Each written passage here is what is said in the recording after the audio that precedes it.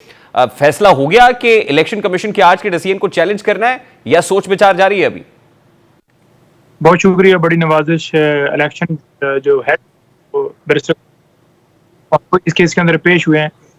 हम जेल के अंदर आज बेसिक समात थी वहाँ पर, और वहाँ पर हम थे, और वहाँ पर हमें पता चला है ये जो है फैसला इस तरह से आया है। और उसके बाद जो है अहमद खान साहब, उमैर न्यारी साहब और एक आध और दोस्त शादाब जाफरी साहब, वो भी मिले हैं। इस हवाले से भी मुशावरत जो है वो मजीद होगी।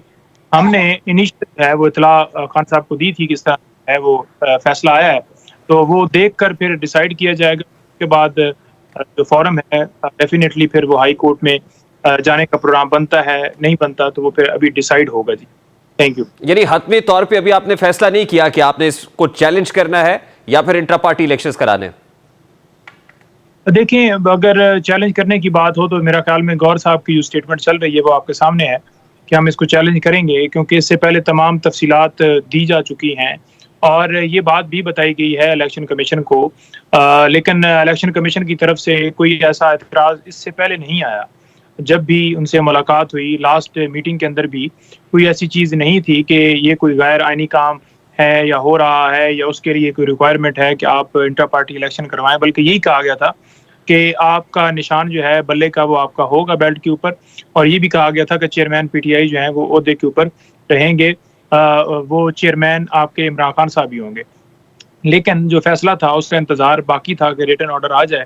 तो आप पहले देख लें कि हम यही हर रोज़ गुजारिश कर रहे थे कि रिटन ऑर्डर जो है वो फरमाया जाए, ताकि लोगों के अंदर जो एक डिले करके मायूसी फैलाने की एक कोशिश की जा रही है कि खान साहब होंगे, चेयरमैन नहीं होंगे, बल्ले का निशान होगा नहीं होगा, तो वो बात क्लियर हो। और अगर हमारे खिलाफ ही कोई फैसला आता है तो हमारे पास टाइम तो हो ना, ताकि हम उस ऑर्डर को चैलेंज कर सकें।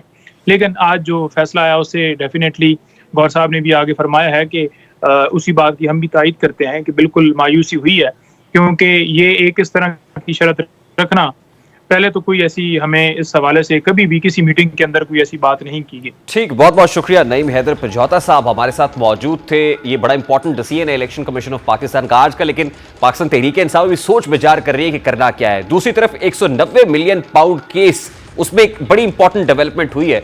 बहरिया टाउन कराची केस है, 190 मिलियन पाउंड अदायगी है। मशरिक बैंक ने केस के हवाले से सुप्रीम कोर्ट में अपना जवाब जमा करा दिया, जबकि मलिक रियाज हुसैन ने 190 मिलियन पाउंड केस में सुप्रीम कोर्ट में दरखास्त दे दी है। मशरिक बैंक ने बरतानवी नेशनल क्राइम एजेंसी यानी एनसीए का 2019 में लिखा गया खत भी सुप्रीम कोर्ट में जमा करा दिया है। खत का मतन यह भी बताता है कि वेस्टमिनिस्टर मैजिस्ट्रेट अदालत ने दिसंबर 2018 में मुतासरा फरीक का लंदन में गैर मुल्की करेंसी अकाउंट मुंजमद कर दिया था। एनसीए के खत में कहा गया है कि बरतानवी जज ने अकाउंट्स फ्रीजिंग ऑर्डर कलअदम करार दिए थे। इसके बाद नवंबर 2019 में एनसीए की जानिब से अकाउंट्स बहाल किए गए। एनसीए के खत में मजीद इंकशाफ हुआ है कि नवंबर 2019 को अकाउंट्स में 2 करोड़ पाउंड की रकम मौजूद थी। मशरिक बैंक के जवाब में कहा गया कि अकाउंट होल्डर ने एनसीए के कहने पर नहीं बल्कि खुद रकम पाकिस्तान भिजवाई। जवाब में बताया गया कि 190 मिलियन पाउंड की रकम मलिक रियाज की फैमिली मेंबर्स की हिदायत पर पाकिस्तान मुंतकिल हुई थी। मशरिक बैंक का कहना है कि यह तासुर दुरुस्त नहीं है कि रकम हुकूमत पाकिस्तान को भिजवाई गई थी। मशरिक बैंक की तरफ से जमा कराए गए जवाब में अकाउंट होल्डर की जानिब से फंड्स ट्रांसफर के लिए एक हिदायती खत भी शामिल किया गया, जिसमें अकाउंट होल्डर ने बैंक को हिदायत देते हुए लिखा कि नेशनल क्राइम एजेंसी यानी एनसीए ने वेस्टमिनिस्टर मैजिस्ट्रेट कोर्ट के हुक्म से अकाउंट गैर मुंजमद कर दिया। और दूसरा यह कि मेरे वकील को एनसीए की जानिब से मेरे हवाले से एक जो कंफर्ट लेटर है वो मौसूल हुआ। खत में हिदायत की गई है कि मैं इस खत के जरिए नाकाबिल तहरीफ और गैर मशरूत तौर पर आपको बगैर किसी हवाला, हिदायत, हद या नोटिस के बराह रास्त इजाज़त देते हूँ कि हिदायत करती हूँ कि इस तारीख पर जिस पर आपको तहरीरी तौर पर यह तस्दीक मिली है उस वक्त अकाउंट में मौजूद सारा क्रेडिट बैलेंस डेबिट किया जाए और सुप्रीम कोर्ट ऑफ पाकिस्तान के दर्ज झेल अकाउंट में अदायगी की जाए। इसके बाद सुप्रीम कोर्ट के अकाउंट की तफसीलात बयान की गई। और दूसरी जानिब अब ये जो बड़ा इंपॉर्टेंट मामला है जिसमें मशरिक बैंक के इस लेटर का हवाला देकर सुप्रीम कोर्ट ऑफ पाकिस्तान में ये रिपोर्ट जमा कराई गई है और इससे ये तासुर देने की कोशिश की जा रही है कि वो उस अकाउंट में पड़ी हुई थी जो मशरिक बैंक का अकाउंट था, वो खुद मलिक रियाज की रकम थी और वो रकम उन्होंने जुर्माने की जो रकम थी उसके तौर पर उस हेड में सुप्रीम कोर्ट ऑफ पाकिस्तान के अकाउंट में जमा कराई है। लेकिन इसमें देखने की बात यह है कि 3 इंपॉर्टेंट एंटिटीज या स्टेक होल्डर्स हैं। Number 1 national crime agency, number 2 वो खुद, और नंबर 3 हुकूमत पाकिस्तान। अब जाहिर है जब नेशनल क्राइम एजेंसी ने मशरिक बैंक के अकाउंट में पड़ी हुई इस अकाउंट को फ्रीज किया था तो इस वजह से किया था कि ये गैर कानूनी ट्रांजैक्शन थी और गैर कानूनी ट्रांजैक्शन होते हुए ये फ्रीजिंग ऑर्डर्स जारी किए गए थे। अब जब एनसीए की तरफ से इस रकम को हुकूमत पाकिस्तान को भिजवाया जाना था, तो किस तरह इस लेटर के जरिए से जो मशरिक बैंक का है उससे ये तासुर दिया जा सकता है कि जी ये मेरी रकम थी और मैंने इससे जुर्माना अदा कर दिया है, तो ये एक किस्म की धूल झोंकने के मुतरादिफ भी है। दूसरी जानिब बहरिया टाउन कराची केस में कमिश्नर कराची की सरबराही में 10 रुकनी सर्वे टीम की जानिब से जमा कराई गई रिपोर्ट में बहरिया टाउन के पास मुआहदे से जायद जमीन पर कब्जे का इंकशाफ सामने आया है।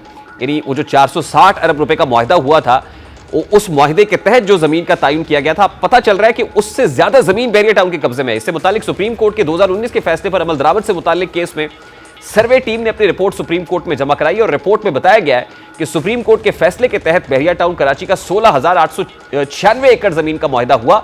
इस वक्त बहरिया टाउन 19,931 एकड़ जमीन का कब्जा रखता है और बहरिया टाउन मुआहदे से 3,031 एकड़ जायद जमीन पर काबिज है।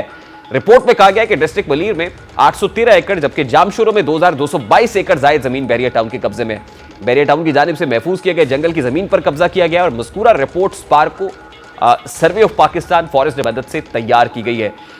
ये अगेन बहुत अलार्मिंग चीज है कि 460 अरब की भी तो बात हो रही है और आज सुप्रीम कोर्ट ऑफ पाकिस्तान में बहरिया टाउन की जो वकील है वो पेश हुए और उस हवाले से उनका जस्टिस काजी फाइज ईसा के साथ एक मुकालमा भी हुआ और वहां ये बात एस्टैब्लिश हुई कि ये जो रकम वहां पड़ी हुई है सुप्रीम कोर्ट के अंदर गैर आईनी और गैर कानूनी है। जस्टिस अतर मिनल्ला ने रिमार्क्स दिए जिसको इंडोर्स जस्टिस काजी फाइज ईसा ने किया और अब बात सामने आ रही है कि 460 अरब जिस जमीन के वैल्यूएशन के मुताबिक तयन कर दिए गए थे, अब जमीन भी उससे कहीं ज्यादा है, तो यकीनन ये मामला मजीद पेचीदा हो गया है।